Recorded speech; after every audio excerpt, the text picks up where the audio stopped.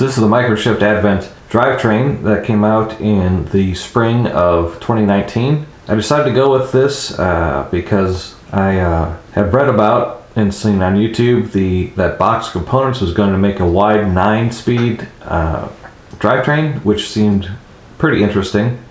The benefits of it would be, the 9-speed chain's a little bit heavier duty than say your 11-speed. It's thicker, stronger. The chain lines aren't as steep, therefore it doesn't wear out the cassette or the chain as fast when you're in the really low gears for climbing. Also just something a little bit different.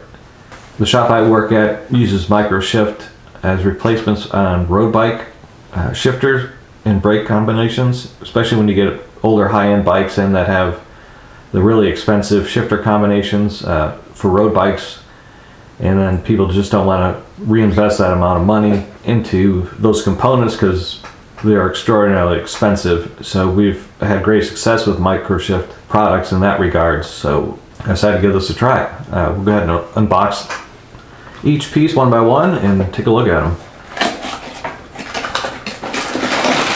So now this whole set you can find on Amazon for the shifter, the derailleur, and the cassette for about $113. Then you use whatever 9-speed chain you so desire with it. So the shifter here, and they also make two different shifters. They make, this one I got has sealed bearings in it, then they make a little bit less expensive one without sealed bearings. So I went with the little bit nicer one. Take a little look at it here. That's the name, little plastic. It's made out of plastic, so this is a cheaper solution, but it still feels pretty well made. The only little concern I have about it is this open space here where you could, you go down in a crash and dirt, you can probably pack that full of stuff. But we'll see how that goes in real life.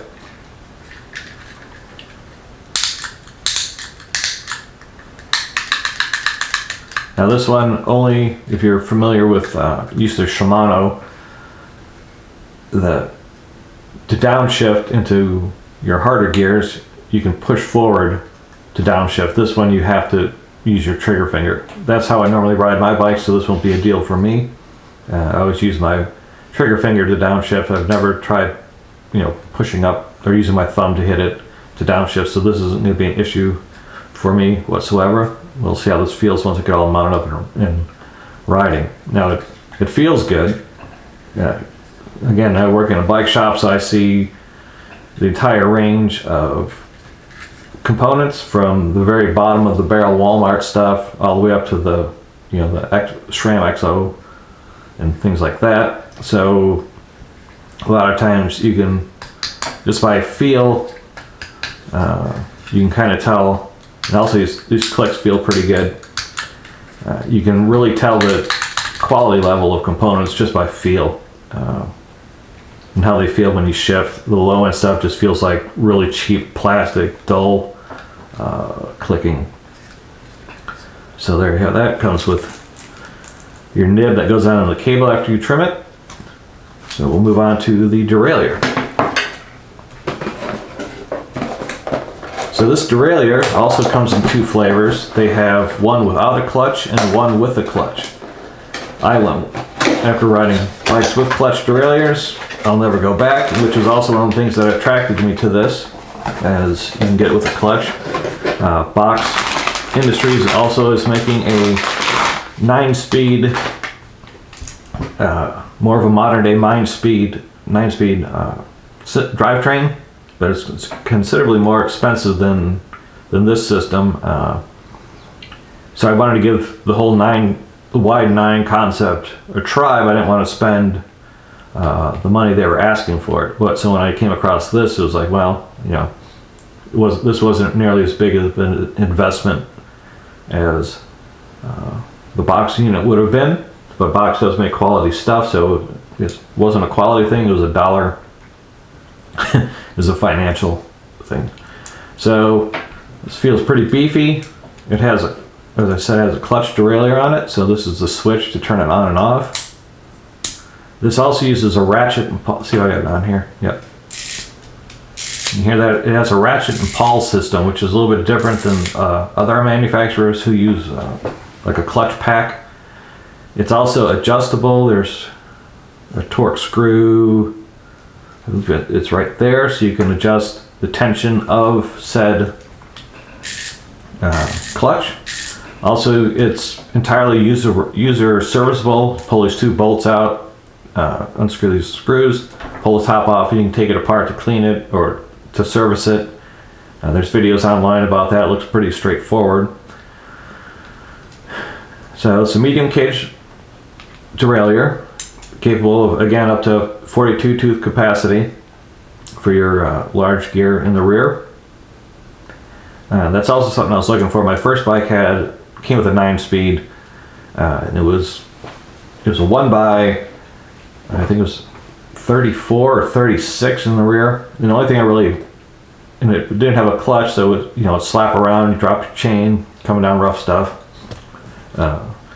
And that's why I kind of went to 11 speed, because it just didn't have enough climbing gears for me. So I went to 11, but now back to a 9. The spread on this is pretty, I think it's pretty good. It'll be interesting to see once you get out on the trail. So here's the derailleur. Now we'll move on to the cassette. Now this is also compatible with any of your 9-speed chains.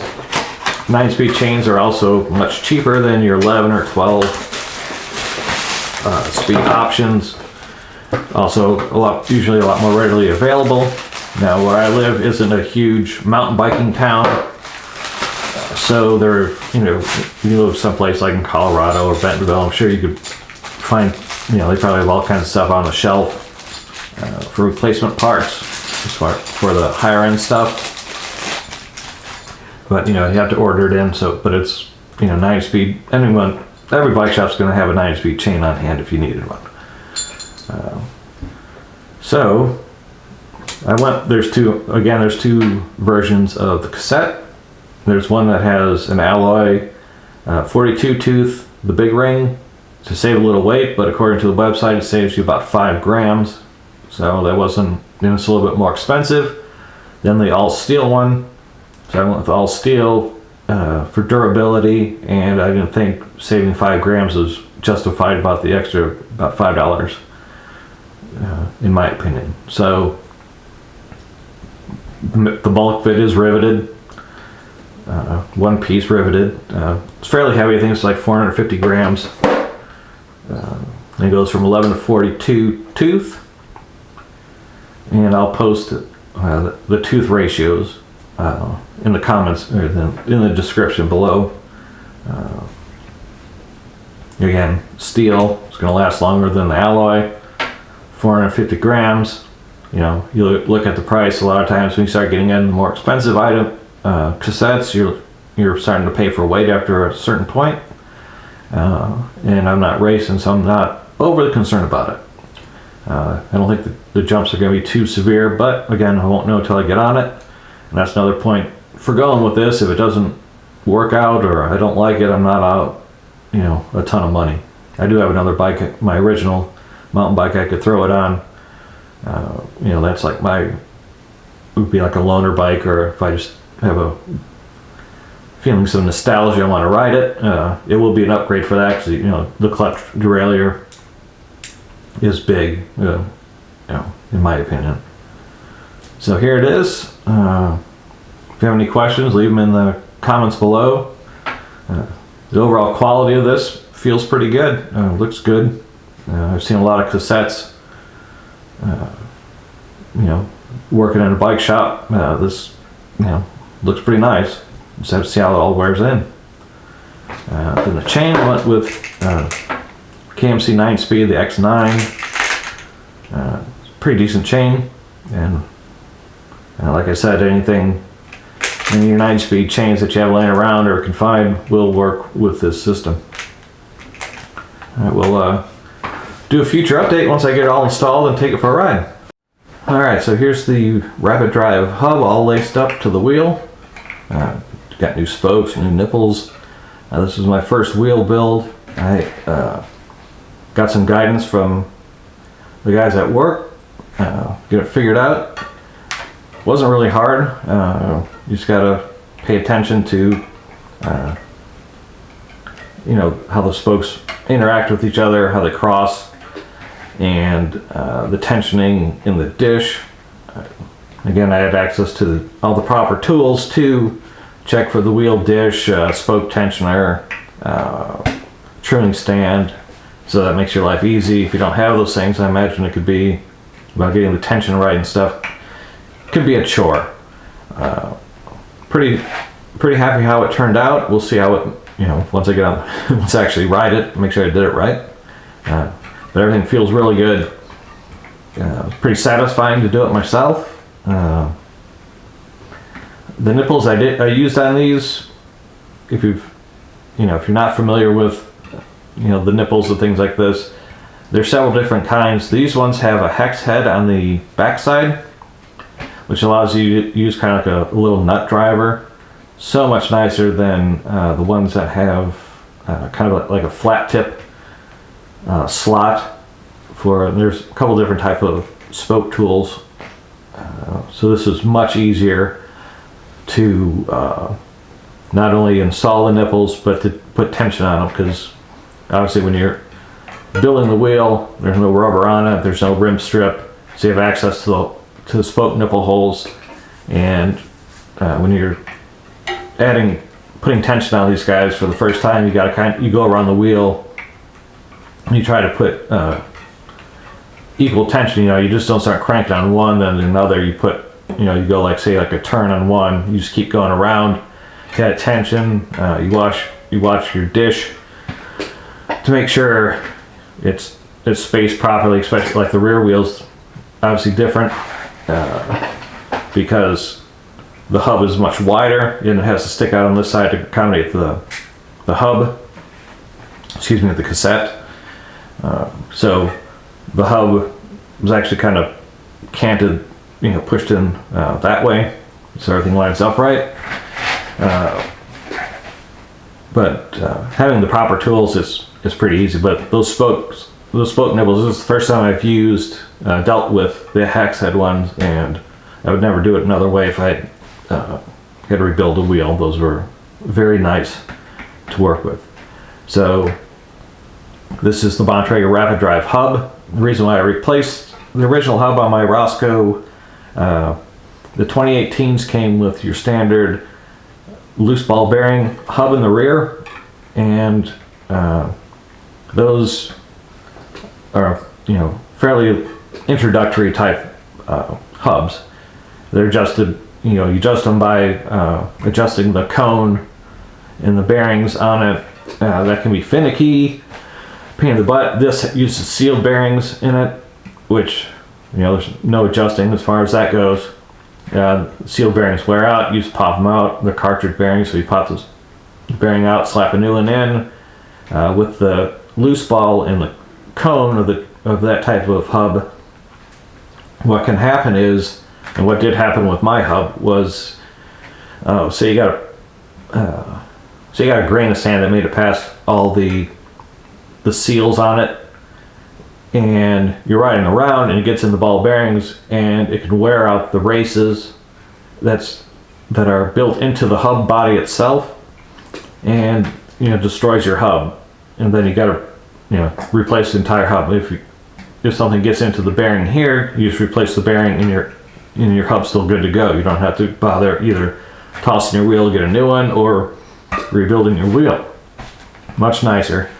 Apparently I'm not the only person who had an issue on the 2018 Roscoes. Toogie Hauser, who's also another YouTuber, he had to do the same thing, had to replace his rear hub. Trek did going from the 2019s and further on, they changed their hub set, their wheel set, so they went with seal bearing hubs, so that's not an issue anymore. But if you happen to have a Roscoe from 2018, that could be in your future. It depends on a lot of factors. You know, if I weigh about almost 200 pounds and you throw another 10 pounds of gear on, you know, physics being what it is, I'm going to put a little more hurting on the hub than, you know, a smaller person would. So I went with the Rapid Drive made by Bontrager. Comes with 54 teeth of engagement, and it's upgradable to 108. It has 3 pawls when it comes stock, and you can order it, and it slots for 3 others. So you can order those with the springs and double the points of engagement up to 108, like I said, which is nice. More points of engagement means there's less slop. If you take your hub at home and turn it, sometimes there'll be a slop. You'll feel before the teeth engage as you pedal, there can be a little slop. This eliminates almost all of that slop, so you have instant engagement when you put the pedals down. That's really useful if you're doing like technical climbs, because you may have to do a ratchet pedal to get up there, and if it takes there's a space where before it catches, that can throw you off a little bit. So there's a lot more direct power transfer with this. So it's pretty nice. It takes about 3 minutes to upgrade it. It's super simple. All you need is like a toothpick to compress the spring while you slide the new pawl in. This just simply pulls off the hub body. You pull it off and you put the new pawls and springs in. No experience necessary. It's pretty self-explanatory. There's little holes for the springs to go in. You just have to compress the spring a little bit with like a toothpick or some sort of pick, and then you slide the pawl down over it and holds it in place. Super simple, about 3 minutes, and you had a pretty significant upgrade. I also can't wait to get this out, see how it rides. That'll be either added onto this video or an upcoming one. Thanks for watching. Bye-bye.